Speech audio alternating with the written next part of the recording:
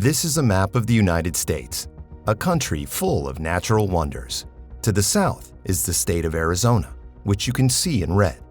Located at the top left corner and highlighted in yellow is a yawning geological feature known as the Grand Canyon. This spot has been the site of many shocking discoveries. Located in northern Arizona, the Grand Canyon is a mile-deep gorge. Scientists believe the canyon formed between 5 and 6 million years ago, when the Colorado River began to cut a channel through layers of rock. Since the last ice age, humans have lived in and around the canyon. Spanish explorers were the first Europeans to reach the Grand Canyon in the 1540s.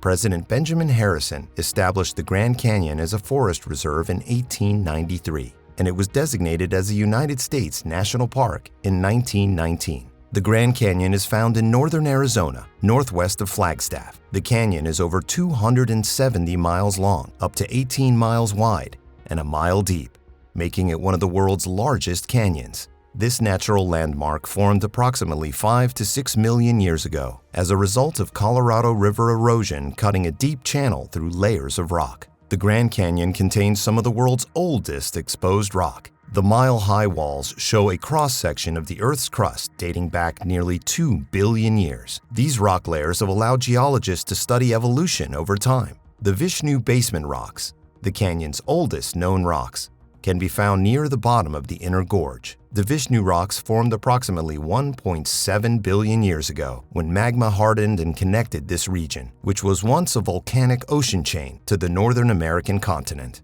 Archaeologists have discovered ruins and artifacts from people who lived nearly 12,000 years ago, during the last ice age, when mammoths, giant sloths, and other large mammals roamed North America. Prehistoric humans first settled in and around the canyon. Large stone spear points demonstrate early human occupation. Hundreds of small split-twig figurines dating from 1000 to 2000 BC have been discovered in canyon wall caves. The figurines are in the shape of deer and bighorn sheep. Anthropologists believe that the figurines were left in caves by prehistoric hunters as part of a ritual to ensure a successful hunt. The Grand Canyon was once inhabited by ancestral Pueblo people, who were followed by Paiute, Navajo, Zuni, and Hopi tribes. The Havasupai now consider the Grand Canyon to be their ancestral home. The Havasupai have lived in and around the canyon for more than 800 years, according to tribal history. One of the mysteries of the Grand Canyon that have shocked many people is the claim of cursed artifacts. Maybe next time you're visiting, take care not to take anything away from the canyon. But of course, that would be good for the canyon anyway. This is how it all began. Don McGuire, a trader, was crossing the Colorado River on his way through Arizona in 1879 when he came across Emma Lee. Lee gave McGuire a beautiful Navajo blanket in exchange for some of his needed goods, but she warned him about the cloak's dark past. The cursed blanket, according to the woman, brought nothing but misfortune to her husband prior to his untimely death. McGuire, who was clearly not superstitious, left the canyon the next day. McGuire detailed his 100 calamities over the next 2 years, all of which ended only after he lost the blanket. Such stories about cursed Native American relics are common at the Grand Canyon. In fact, park rangers frequently receive letters from tourists requesting the return of stolen artifacts from sacred grounds. Pottery, for example, is frequently taken from Native American burial sites before being anxiously returned to the national park a short time later. According to park rangers, the thief's reasoning is always the same. They have experienced extreme bad luck, plagues, and other illnesses since picking up the stolen artifacts. Is this true or a myth? We might never know. Another kind of shocking mystery associated with the Grand Canyon is the constant discovery of skeletal remains all over the canyon. Such heinous discoveries understandably are keeping the local police department, the Coconino County Sheriff's Office, very busy. The county formed a cold case squad to investigate mysterious disappearances, unattended deaths, and homicides, as well as identify remains. One of the cases the unit is currently investigating is a 1975 murder on the canyon's north rim. All that was discovered at the scene was a bloody shirt with 36 stab holes, which the sheriff's office believes belonged to a woman murdered by members of the Outlaws, a motorcycle gang. The official body count at the Grand Canyon is unknown, as are the identities of the victims, whose deaths included accidents, suicides, quick murder, and long-term torture. In an attempt to create an identity, some of the victims have been given names like Little Miss X and Valentine Sally. To this day, the Cold Case Squad is still piecing together crimes that occurred nearly a century ago in the hopes of bringing closure, if not to the loved ones, then to the souls that roam the grounds of the canyon. If you're planning to be one of over 5 million people that visit the Grand Canyon every year, you might want to be very careful. With that high number of skeletal remains, should it be surprising that there have been numerous reports of ghost sightings in the Grand Canyon? Some of the popular ghosts reportedly sighted in the Grand Canyon include the Wandering Woman. When the sun goes down and the canyon trails become dim, it's said that the Wandering Woman will appear walking along the rim. Many visitors have reported seeing her weeping uncontrollably as her spirit wanders along the rim or down the North Kaibab Trail in search of her long-lost family. According to legend, she committed suicide in a North Rim Lodge in the 1920s after learning that her husband and son had been killed in a hiking accident. The lodge burned down in 1926, but it's since been rebuilt. Many employees on the North Kaibab Trail have seen her wearing a white robe with small flowers on it. She always wears a scarf around her neck. When one surprised forest ranger looked up one day, she was standing in the doorway to his quarters. Another young ranger recalls hearing weeping outside his cabin one night and mistaking it for another ranger who had received some distressing news that day. He heard the same uncontrollable sobbing the next night. He opened his door to find no one there. The same sobbing drove him outside to the trailhead the next night. What he witnessed sent shivers up his spine. A white shimmer of light, which he described as resembling a cloak surrounding a woman, was moving down the path. He watched and listened until it was no longer visible. The next day, he told another ranger about his experience and was told he had seen the Wandering Woman. There is also the story of the ghosts of the missing newlyweds. Glenn and Bessie Hyde vanished on their honeymoon trip through the Grand Canyon in 1928, but what happened to them is still unknown. Bessie allegedly desired to be the first woman to navigate the Grand Canyon by boat. She almost made it. Glenn and Bessie were nowhere to be found when the Hyde's boat was discovered floating upright and fully stocked in the winter of 1928. The Grand Canyon was a hero-making run back then. There were no commercial river trips available. The rapids were for experienced explorers and professional expeditions, not for honeymooners in a homemade boat. The Hydes made a successful run through many major rapids on the Green and Colorado rivers after its launch on October 20th, 1928. They spent a few days restocking at the Grand Canyon Village on the South Rim a month into the trip. During that time, they spoke with a Denver Post reporter, believing that their final destination, Needles, California, was only a few weeks away. Ominously, Bessie admired a girl's shoes before departing civilization again, saying wistfully, "I wonder if I'll ever wear pretty shoes again."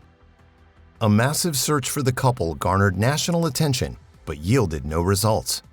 Did they abandon the scow and try the treacherous hike out to the rim? Did they fight and kill each other, as some observers claimed? As the story progresses, the boatmen add to the intrigue with sensational revelations, such as an old woman claiming to be Bessie reappearing on the river years later. There is also the sighting of the ghosts of the Grand Canyon caverns, which some visitors still report today. Walter Peck is officially recognized to have discovered the Grand Canyon caverns in 1927, but a group of Hualapai tribal members may have discovered them by accident a decade later. When Peck discovered the cave, 2 bodies were discovered buried in what appeared to be a hole in the ground, but was actually the entrance to the caverns. Years later, in the 1970s, Gary Ringsby, the then general manager, was said to have hung himself in the bunkhouse. Both the bodies, as well as Ringsby and Peck, are said to haunt the caverns today and have been the targets of many paranormal investigators over the years. The most common sighting is of a man, thought to be Walter Peck's ghost, at the top and bottom of the elevator shaft, opening the doors at different times. It's also been reported that the Indians' whispering sounds can frequently be heard in the caverns and at night in the darkness. If you're feeling adventurous or simply want to explore the paranormal, you can book a stay at the heavily haunted El Tovar Hotel, located on a bluff just 20 feet from the South Rim. Thanks to these paranormal sightings, the historic property in the Grand Canyon is one of the most intriguing destinations in the country, so you might want to book well in advance. Employees and guests alike have reported strange occurrences at the hotel over the years, including a painting that follows the viewer wherever they go, a phantom wandering down the front stairs and across the property before disappearing, and a friendly, well-dressed gentleman welcoming guests to a holiday celebration on the 3rd floor. If you exit through the front doors and head slightly left across the circle drive to a small stand of vegetation, you'll see one of the hotel's signature mysteries, a small, flat gravestone engraved simply, Pearl A. Ward, 1879 to 1934. Pearl, according to stories passed down by word of mouth, was a cowboy passing through the area. Other accounts identify her as one of the famous Harvey girls, hostesses who lived, worked, and died on the property of Fred Harvey's hotels. Visitors and staff members at El Tovar have reported seeing a black, caped figure leave the hotel's front stairs, hover near the grave, and then disappear behind Hopi House. Another well-known specter is an elderly gentleman who is said to be Fred Harvey himself.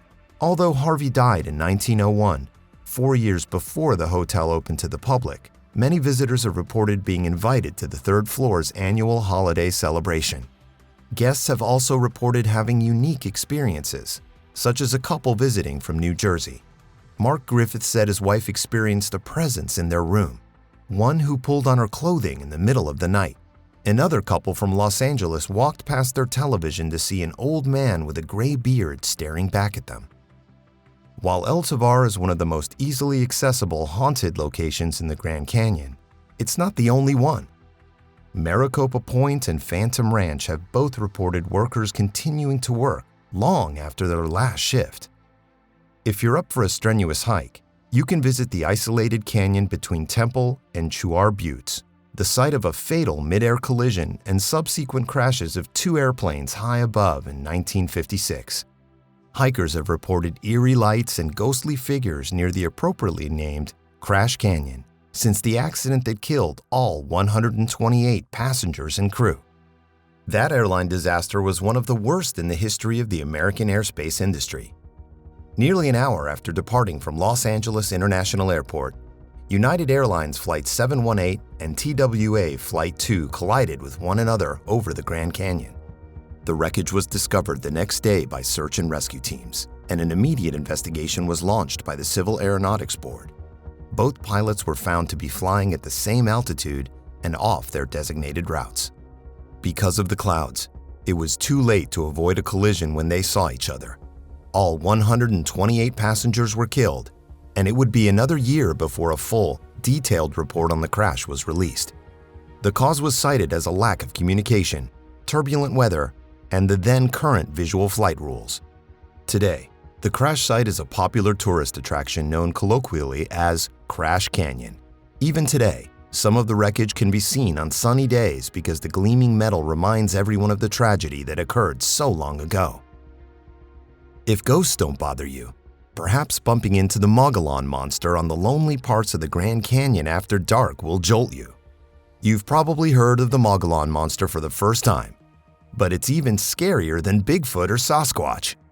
Visitors and locals have both reported seeing a towering, hairy, vicious creature stalking the landscape, occasionally erupting in a blood-chilling scream unlike anything human. This creature has been reported numerous times dating back to 1903. The beast was first seen in 1903, according to I.W. Stevens, who told the Williams News, "I saw a man with long white hair and a matted beard reaching his knees.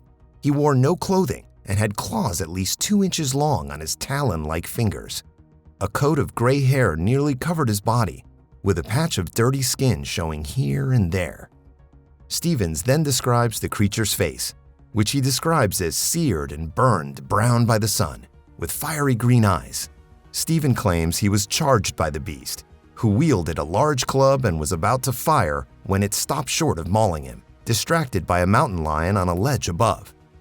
Stevens claimed he shot the mountain lion, leaving 2 cubs behind, but the strange creature fled as he fired. As Stevens retreated and returned to his boat, he said he noticed the creature had returned and was feasting on all 3 mountain lions. Stevens claimed that when he yelled at the creature from the safety of his boat, it fled up the rock ledges, but not before he flourished his club again and screamed the wildest, most unearthly screech he ever heard. The hunter from Cedar, Colorado, returned to his camp and then to his home, where he speculated on the origins of the wild man on the rocks. Stevens said that in records long ago, hostile Indians captured 3 men, bound them to logs far up the canyon, and cast them adrift on the swollen river. This wild creature could be one of those unfortunate men who, by chance, freed himself and escaped death, but was driven insane by his ordeal. There are no records of such an encounter ever occurring, though the Grand Canyon was still a wild frontier in 1903, with occasional skirmishes between regional tribes and westbound settlers. Still, Stevens' ordeal isn't an isolated incident. Over the years, others have reported seeing a strange creature resembling Stevens' original report, though the details vary. The majority of reported sightings have occurred in northern Arizona's mountainous Mogollon Rim region, hence the moniker, but sightings have been reported as far away as Prescott Valley and Clifton. Don Davis, who believed he saw the Mogollon Monster on a Boy Scout camping trip near Payson, Arizona around 1944, studied sightings and tales of terrifying creatures of all kinds. Davis is a cryptozoologist, a person who evaluates scientific evidence for mythical creatures such as Bigfoot, the Chupacabra, and the Loch Ness Monster in Scotland. He said the creature was enormous. Its eyes were deep-set and difficult to see, but they lacked expression. His face appeared to be hairless, but there appeared to be hair along the sides of his face. His chest, shoulders, and arms were massive, especially the upper arms, which were easily 6 inches in diameter, if not much more. Davis said he could tell he was hairy, but he didn't pay attention to how thick his body hair was. The face and head were squarish, with square sides and a chin like a box. These sightings are, of course, decades old, before the power of the internet put evidence for or against the existence of such creatures in the hands of the average Joe, with no hiking boots or camping experience required. The Mongolian monster, however, was still sighted as late as 2014. A sociology student told Cryptozoology News that she was hiking the Canyon Point Trail near Payson when she saw a troll-looking creature drinking from a pool of water. The student said the creature was human-looking, with no hair on it, but full of bumps. The eyes were a brown-red color, small lips, and a big nose. It had no expression on its face. Then it took off running like a human. Many accounts describe the Mogollon Monster as large or human-sized, with green or red eyes and white, gray, or black-brown hair. Its origins are unknown till today, but visitors, residents, and researchers all seem to agree that something slightly inhuman may be roaming the ponderosa pine forests of northern Arizona. Even if you miss the Mogollon Monster on your trip to the Grand Canyon, you may bump into something else: UFOs. Well, maybe not the flying ones, but an expert UFO team has discovered the debris of a 4,000-year-old UFO in the Grand Canyon. A team of experts concluded that the strange debris at the Grand Canyon's bottom was the wreckage of a UFO that crashed 4,000 years ago. The scientists, who were part of a secret joint military task force on UFOs, examined the spherical craft and discovered that it was in good condition, despite its rough landing and incredible age. According to leaks from high-level sources, the relic is made of an unknown metallic substance and emits low levels of radiation. It was immediately removed from the site and is now in a top-secret location. Secret Air Force documents relating to the discovery were shown to Henry Lomont, a California-based astronomer. His contacts informed him that this craft was undoubtedly of extraterrestrial origin and carried a crew of 12 to 20 people. Carbon dating indicates that it crash-landed at the canyon's base around 2000 BC. Cabin features indicate that the crew members were much like humans, albeit much smaller. They apparently breathed oxygen, used a magnetic steering system to guide their atom-powered craft, and carried food and water on board. According to the scientific team's reports, the spacecraft became lodged in limestone rubble near Comanche Point at the canyon's base. An extensive examination of the landing site revealed that the spacecraft's occupants abandoned their ship and lived nearby for several years after it crashed. According to Air Force secret documents, this impression is confirmed by Indian cave paintings made at this time. The paintings, discovered near the crash site, depict humanoids with bulbous heads. These creatures, according to experts, were the aliens who arrived in the ancient UFO. The ship is made of a light metallic fiber. It's about 50 feet across at its widest point and 102 feet long. It was an incredible find, but it appears it is destined to be the latest in a long line of artifacts hidden away in government UFO research facilities. The authorities may succeed in hiding the ancient UFO from the public, but what they can't hide in the Grand Canyon is the 1 billion years of history missing in its natural wonder. How could a billion years of history disappear? The Grand Canyon is a geological layer cake, with rocks stacked neatly on top of one another as they were laid down millions of years ago. That is, until you reach what the scientists call the Great Unconformity, a gap between rock layers that represents a billion years even in some places. Even stranger is that the Great Unconformity appears in rocks all over the world and always in rocks from the same era of approximately 550 million years ago and earlier. There are numerous unconformities observed locally in various locations, but it's uncommon to find one that represents the same kind of time gap from over a billion years ago to roughly 500 million years ago. Scientists discovered that these rock layers were lost during a tectonic upheaval caused by the breakup of a supercontinent, at least in the Grand Canyon. The findings suggest that while the Great Unconformity can be found in rocks all over the world, the reason for its presence may be different in each location. Though the Great Unconformity is defined by the absence of rock, the age of the rock layers above and below the gap is known. The researchers were more interested in the time when the rocks cooled than in the age of the rock formation. Deeply buried rocks are under high pressure and heat, but cooling indicates that they're being exhumed or brought closer to the surface as the rocks above them disappear. Since it happens through erosion, the team tried to date the erosion process. To do so, the scientists examined helium trapped within the mineral zircon in the rock. Helium is a byproduct of uranium's radioactive decay into lead. Helium can escape from the mineral matrix under high heat. However, in cooler rocks, helium remains trapped. Thus, measuring helium levels in an old rock can tell you when it reached the surface and cooled. They examined the rock layers directly beneath and thus older than the Great Unconformity at 8 different locations in the Grand Canyon to determine when the rock was swept away. They discovered a surprising amount of variation, with the western reaches of the canyon cooling 200 million years earlier on average than the eastern part of the canyon within the Grand Canyon National Park. The size of the Great Unconformity varies across the canyon, with a smaller gap to the east. The smallest gap is approximately 250 million years. At its most extensive, 1.2 billion years of rock are missing. Overall, the western half of what is now the canyon appears to have risen to the surface around 700 million years ago, while the eastern half appears to have risen closer to 500 million years ago. However, there are differences of tens or hundreds of millions of years in locations that are only a few dozen miles apart. This variability was caused by tectonic activity when the supercontinent Rodinia, which was formed around 1 billion years ago and broke up around 750 million years ago, was rifted apart. This rifting creating a network of faults throughout the Grand Canyon region, many of which can still be seen in the rocks today. Let's hear what you think of the Grand Canyon and its mysteries in the comments section below. Comments section below. Comments section.